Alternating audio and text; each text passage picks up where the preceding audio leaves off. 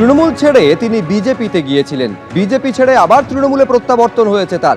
এখানে রাজীব বন্দ্যোপাধ্যায়ের সুর বদল নিয়ে, তার বিদ্রোহী হওয়া নিয়ে কটাক্ষ করেছেন রাজ্যের পুরমন্ত্রী। তাকে সুযোগ সন্ধানী বলে আক্রমণ করেছেন অগ্নিমিত্রা পাল।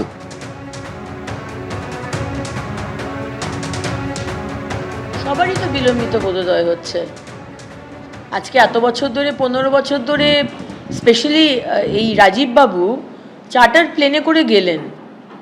কেন গেলেন বলুন তো? গেলেন কেন? থাকতে তো পারতেন ওই টিএমসি দলে। আপনি সুবিধে নেবার জন্য আমাদের মাননীয় গৃহমন্ত্রীর কাছে চার্টার ফ্লাইটে গেলেন, টিকিটটা নিলেন, যেই হেরে গেলেন অমনি চলে গেলেন। আপনাদের একবারও মনে হয় না যে মানুষ আপনাদের কি চোখে দেখবে? বা আপনার বাড়িতে গিয়ে আপনার সন্তান বা আপনার যারা পরিবার পরিজন রয়েছে তাদেরকে জবাব দিতে পারেন?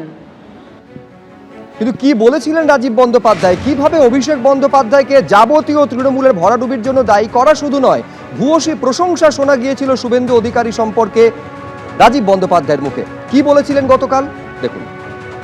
দলটার এই জায়গা আজকে শুভেন্দু অধিকারী আজকে কেন দল ছেড়েছে?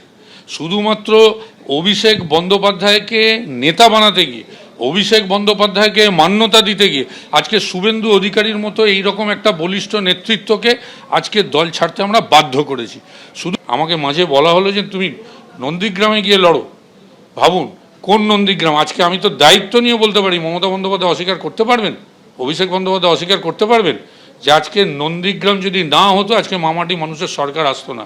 নন্দীগ্রাম শুভেন্দু অধিকারী নিজের একটা গড়, সেখানে আমাকে পাঠিয়ে চিরকালের মতো তার সাথে সম্পর্ক যাতে শেষ হয় তার চেষ্টাও করেছিল।